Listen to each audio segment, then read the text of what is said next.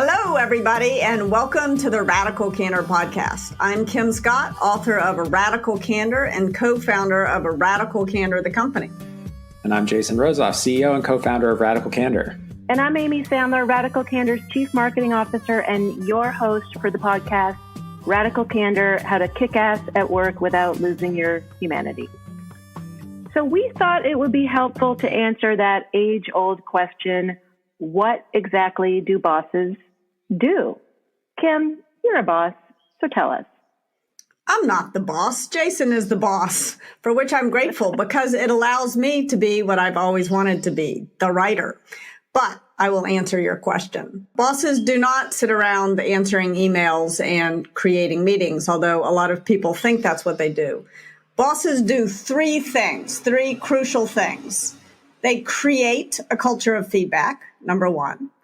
Number two, they build a cohesive team so that together the team can, three, achieve results. In other words, bosses get, give, and encourage feedback between team members to get shit done. That feels true. I think when I'm at my best, I'm doing those three things. And when I'm not, I feel like I have you all to back me up.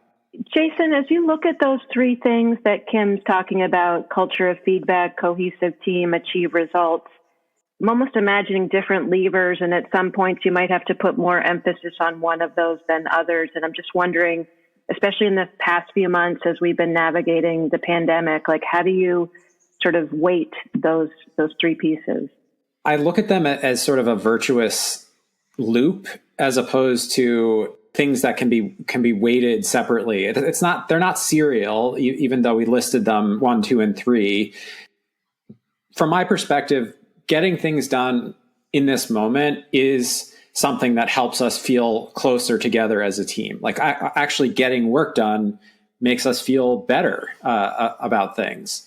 And I think when things are going well, making sure that we take time to recognize what's going well, and when things need to be changed, having the conversations about the things that need to be changed also help us get closer together as a team and help us do the right thing as opposed to continuing to do the wrong thing. So in my mind, like this idea of them being separate activities is useful, but I don't think of them as like a something that gets serialized over time. I think of them as something that we're constantly doing. And they sort of act like the three branches of government to some degree. They create a set of checks and balances against each other. Because if we're not getting things done, we should definitely be talking about that, right? Like if it doesn't feel like we're getting our work done, like that's where the culture of feedback really kicks in. And it feels like we're struggling to get our work done because we feel disconnected from each other. Like we should take some time to pay attention to that and focus on our ability to feel cohesed. Is that a word? Cohesive. Cohesive. I'm the writer. More cohesive as a team. Thank God we've got a writer. This is why we have a writer. I think, right. In my evolution as a manager, when I first started out as a manager, I thought the whole job was about getting shit done. And I thought the feedback stuff and the building a cohesive team stuff were kind of like nice to have extracurricular activities. But in fact, these are integral, as Jason said, to the job. You can't separate these three things out. You can't possibly get things done if you don't have a culture of feedback and if you don't have a cohesive team. Kim, you've been sharing, I feel like I just heard you talking about, needing candor, compassion, and action, especially now. And it's interesting because we think about achieving results. There was this moment when everything first kind of hit the fan and everything paused, and we really weren't able to achieve results in some respects. And so do you feel like how does that inability to achieve results or get stuff done, where do you see the toll on the other pieces? Jason mentioned about the importance of feedback then, but I'm just curious, what did you notice when we weren't able to get stuff done? Well, I think one of the scary things about a moment of change. So when you say when we weren't able to get stuff done, you mean right after we went into lockdown and like 100% of our business was talks and workshops at conferences, all of which were canceled, right? Correct. That's kind of the context. And so that was kind of a scary moment, like 100% of your revenue disappears overnight. That's a big drink of water. And I think at first, none of us knew quite what to do about it. And the instinct was to do nothing. People talk a lot about flight or fight, but my instinct when I'm scared is usually just to freeze. And the problem with freezing is that then I feel like I have a loss of agency, and that feels bad. And I don't know what to say, and I don't know how to relate to people. So somehow our ability to sort of break through that and just start doing stuff was helpful, even sometimes if they weren't exactly the right things to do or say, we were at least moving forward. There's a great benefit of momentum. And my great grandmother, in fact, had 4 daughters, and she needle pointed a pillow for each of them that said, "Say something. You can always take it back." And to me, those are kind of words to live by. You want to just start doing something and you can adjust. But that moment of paralysis, of feeling frozen is, for me at least, a really bad and scary moment. Yeah. So what we actually did in that moment was we started to have some open discussions, right? We scheduled events at no charge to have conversations about like what was happening and how people were reacting, in part to help us understand what was going on, but also, to your point, to sort of loosen up we don't know what to do in this moment. And so we shifted into a mode where we really focused on being in service. I remember concretely a conversation where we said, we have to figure out how we can be of help in this moment. And I think it was really beneficial to do something that we had never done before, which is set up a couple of these live Zoom sessions where we encourage people to come join a conversation that we were having internally, and we wanted to share with the people who cared about radical candor.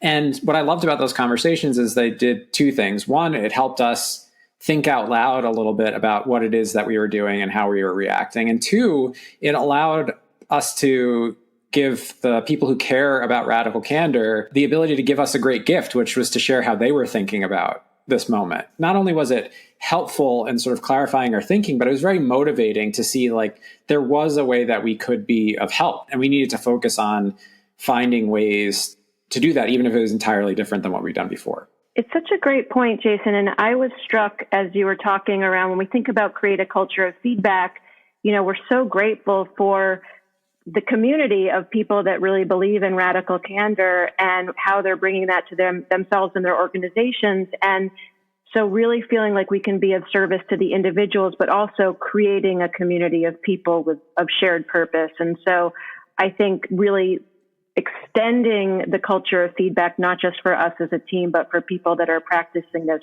was a real gift. So really thank you for the folks that participated in that and will continue to participate. I know Kim often will talk about feedback as kind of this atomic building block of management. So just want to amplify that, Kim, that you are a recovered, these are soft skills, and it's not really part of getting stuff done, but in fact, it's the critical. Yeah, these are really hard things to do. And in fact, if you do them right, you'll make more money. So exactly. Not that that's the only reason to do it, but it's worth noting. Worth noting. So when we think about being a boss and feedback, cohesive team, and achieving results, one of those kind of atomic building blocks is actually these one-to-one meetings, right? And yes. So I'd love to hear, first of all, what exactly is a one-to-one meeting? What is the point of these meetings? Yeah, what is the point of a one-on-one meeting? It's kind of the do-re-mi of management. It's a very good place to start. And so a one-on-one meeting is just a private conversation that you have with each of your direct reports on a regular basis. In an ideal world, the one-on-one meeting, I always had a rule of 5. When I worked at Google, there was a rule of 7, which said that no manager should have fewer than 7 direct reports, but I violated that rule. I had a rule of 5, and I never had more than 5 direct reports because I wanted to have lunch with each direct report once a week, and I didn't want to have more than 5 lunches a week. So I think that the point of a one-on-one is really to listen. That's the main point of the one-on-one, is to get to know each of your direct reports better and to listen to them. Sort of another point of the one-on-one is to give you an opportunity to solicit feedback from your direct reports each week. Hopefully you're doing it in the moment too, but to sort of create an expectation that you want people to give you routine, regular feedback, to give it to you. Don't use your one-on-one as the moment to give feedback. We've talked about that before. We'll talk about it later. That feedback is better delivered in these impromptu 2-minute conversations, but it's a great time to solicit. So if we're trying to solicit feedback, and I assume specifically in the one-on-one with your direct report, it's solicit criticism. Is that right? Yes. As a manager, your job is not really to go fishing for compliments. You're going to get too many of those anyway. Sort of flattery is this dangerous fog that's going to roll in at you as a manager. So you're really fishing for criticism, not praise. So let's talk a little bit about this go-to question, then we can talk about kind of what else is happening in the one-on-one. What is a good way to solicit criticism from a direct report? Is there a certain time in the meeting to do it? Certain questions you like? Jason, I know we talk a lot about go-to questions. Do you want to share a little bit about that? Yeah. One thing to keep in mind, like all the advice that we give in the next couple of minutes about this, the most important quality of a good go-to question is the one that gets you feedback. Like, yes, it doesn't matter what the question is. Use the one that works. Yes. So how's that for helpful advice?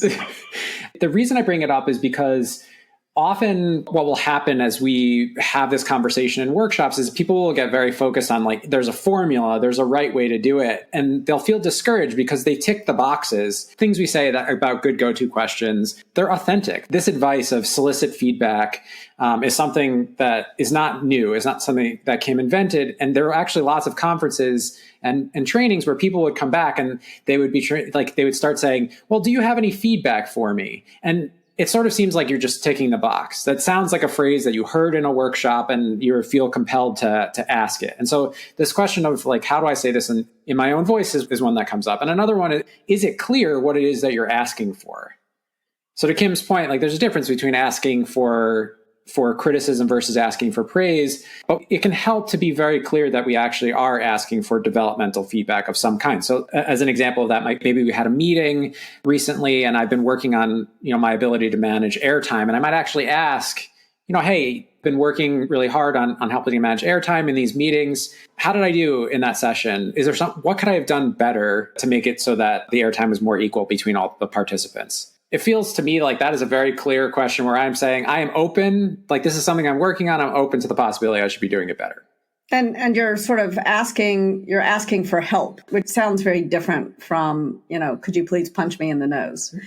So I think that one of the questions that I have liked to use often, which was recommended to me by Fred Kaufman, who is my coach at Google and who's a wonderful, wonderful coach and wrote a wonderful book called Conscious Business. He suggested using the question, what could I do or stop doing that would make it easier to work with me? And for a lot of people who I've worked with, that was a very effective question. I got a lot of great feedback. But Jason, you told me that you hated that question, or you said it maybe more nicely. But for you, it wasn't effective. Because it was too open-ended. So unlike the example you just gave where you said, I'm working on managing airtime, what could I have done better? And by the way you formulated that was really important. What could I have done better is very different from saying, could I have done anything better? Because what could I have done better kind of puts someone on the hook for giving you an answer. Whereas could I have done anything better invites the answer, oh no, you're perfect. Yeah. So you want to really put people on the hook instead of giving them an out.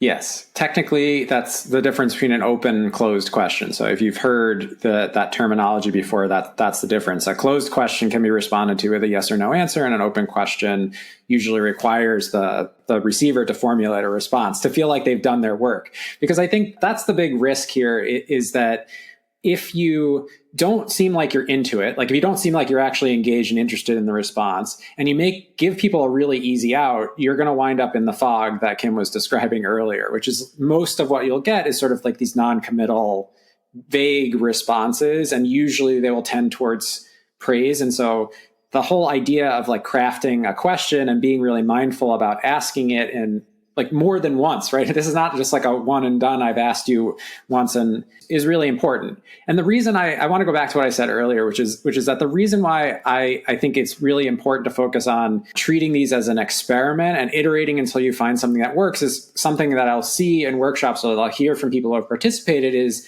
hey, I asked the go-to question and I didn't get an answer. And they'll feel like they've done something wrong.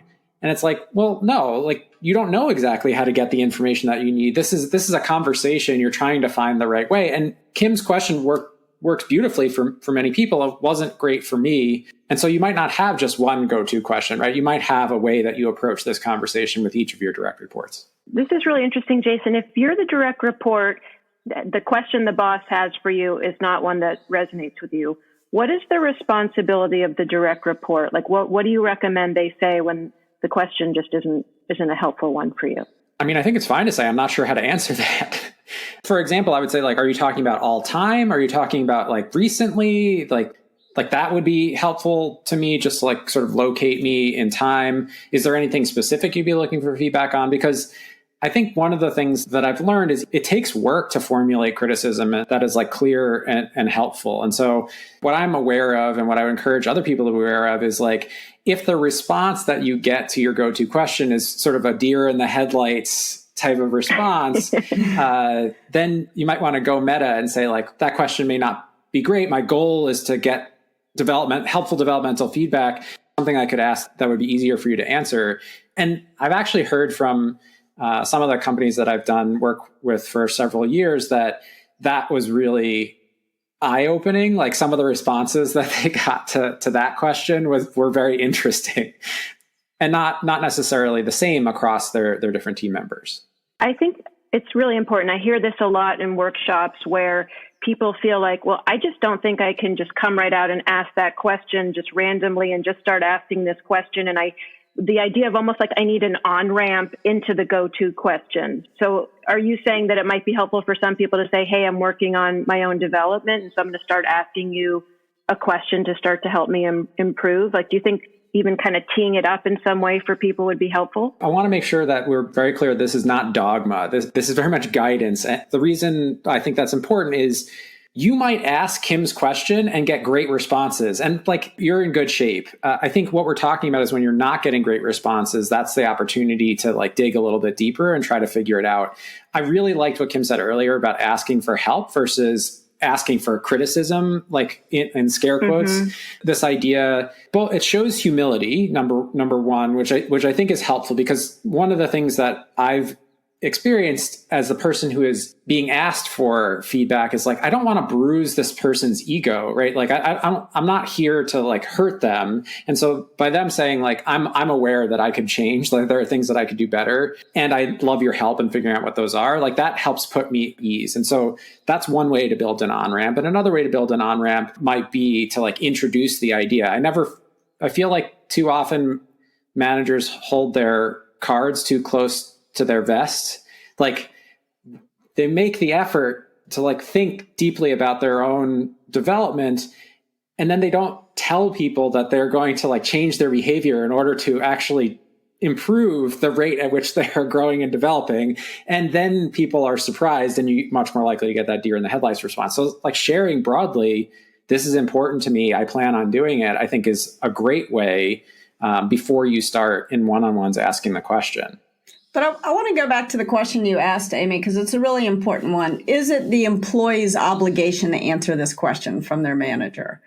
Are employees obligated to give their managers feedback? And I would say it is first and foremost the manager's obligation to create an environment in which it is safe to give the manager feedback, because I want to acknowledge that this is scary. And I think when you are the manager, it's really important that you remember that even though you may not think of yourself as an intimidating person, your position may be intimidating to your direct report. One of the core jobs of a manager actually is to lay down the positional power they have so that they can get on a level playing field and have a real conversation. But I think an awful lot of people have had bad experiences with bosses in the past. And I think that if you treat the next boss you have like the last terrible boss you had, then you're not going to get the best behavior out of your boss. So we want to begin to take small risks as employees to give our bosses the chance to do the right thing and to earn our trust. So I don't want to pretend like there's no risk in giving your boss criticism. There's risk always in giving anybody criticism, but there's usually less risk than we think there is. We're usually less vulnerable than we feel. And so I want to encourage people to explore that. Such an important point, and I just want to amplify. We talk about the order of operations in radical candor, and the first step is to always solicit feedback, to get it before you give it. And so, as you say, Kim, to really lay down the power. The neuroscience part of this that resonates with me is David Rock's SCARF model, which focuses on a variety of different kind of threats and rewards and how our brain works, and the S is for status. And so just the very act that you're the boss is going to trigger a threat response. And so we really have to, as you say, lay down the power. So just to amplify that we do have this kind of order of operations, start by getting it before you give it. So on to our radical candor checklist. These are concrete tips you can put into practice at work and at home and when you're working at home. As a boss, you need to show up and be fully present for these conversations, not just physically or virtually present, but actually listen to what the people you're meeting with are saying. Use your one-on-ones to solicit criticism from your direct reports. Practice your go-to question and reward the candor. If you are only getting good news or you're not getting any criticism, these are some warning signs. For more tips, you can check out the show notes at radicalcandor.com/podcast. And finally, a word from our sponsor, Kim Scott. This is an ad for The Feedback Loop. Improvising Radical Candor introduces The Feedback Loop. Think Groundhog Day meets The Office. A 5-episode workplace comedy starring David Allen Greer that brings to life Radical Candor's simple framework for navigating candid conversations. You'll get an hour of hilarious content. And remember, we learn when we laugh, about a team whose feedback fails are costing them business. Improv-inspired exercises to teach everyone the skills they need to work better together, and after-episode action plans you can put into practice immediately. I just got some feedback from one of the people who took the class, and he said it should really be priced at twice what it is. But we're not going to double the price. Instead, we're offering you 10% off the self-paced e-course. Go to radicalcandor.com/services and enter the promo code feedback at checkout. That's radicalcandor.com/services, promo code feedback. See you next time. Thanks for joining us. Our podcast features Radical Candor co-founders Kim Scott and Jason Rosoff, is produced by our Director of Content, Brandy Neal, and hosted by me, Amy Sandler. Music is by Cliff Goldmacher.